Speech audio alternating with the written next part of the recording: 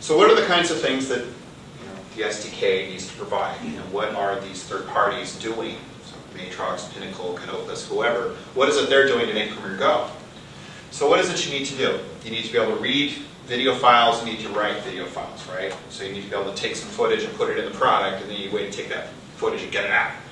So the very important piece of our SDK is called an importer. And importers allow Premiere to read files.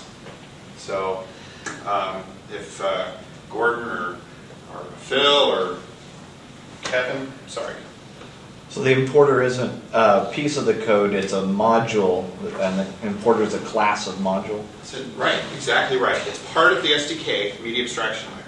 It's an absolutely separate part of the app that makes Premiere aware of how to read a file. So when you put a file open, and it says JPEG, GIF, PICT, whatever, that's because somewhere an importer said, I can load that.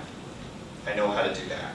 And what Premiere does is when we start up, we look at all the importers that are available, but we actually ask them. There's a selector that we call it and say, tell me what you support. It's called get in format.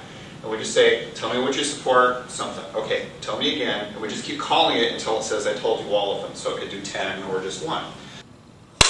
Now what do importers have to do? They have to be able to give us video, if they support video, and they can tell us whether they support video or not. Okay? They have to be able to read the audio, and they can tell us whether they support audio or not. So for example, there's an importer that reads MP3 files. It says, I don't do video, but I do audio. And it's, oh, by the way, it's the MP3 stuff, start.mp3 or whatever, and whenever you say, give me this stolen music.mp3, we call the MP3 importer to get the audio. And what happens is the importer